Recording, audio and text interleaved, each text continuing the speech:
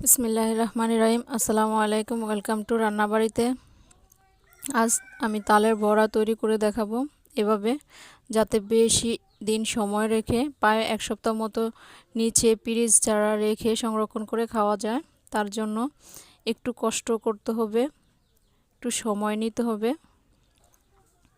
প্রথমে তালটাকে ধুয়ে সুন্দর করে একটা হাঁড়িতে সুন্দর করে হাত দিয়ে মেখে নিয়েছি। তারপর চুলাতে নিয়ে এটাকে ভালো করে সিদ্ধ করে নিব।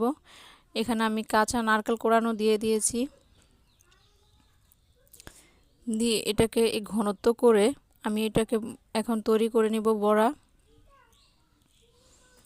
যার যার পছন্দ মতো খেতে পারো, কিন্তু হতে একটু সময় নিয়ে করলে ভালো লাগে। আমি চিনি দিয়েছি বেশ খানিকটা মিষ্টির জন্য, আটা দিয়েছি। এখানে আমি কোনো চালের গুঁড়া ব্যবহার করব না।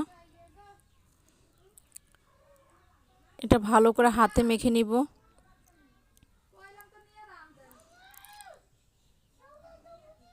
এটা বেশি ঘন আঠালো করা যাবে না, বেশি খামির করা যাবে না। যতটা একটু তাল একটু বেশি দেওয়া যাবে।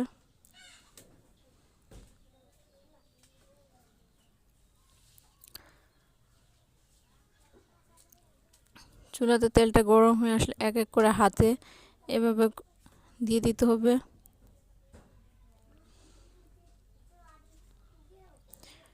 লাল লাল করে ভেজে নিব আমি।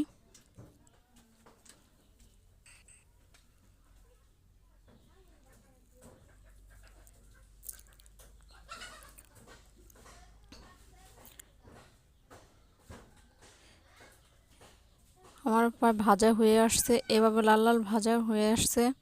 এখন আমি তুলে নিব। এভাবে তোমরাও বাসায় তৈরি করে খেয়ে দেখতে পারো, ভালো লাগবে। বেশি কয়েকদিন সময় রাখতে পারবা। আল্লাহ হাফেজ।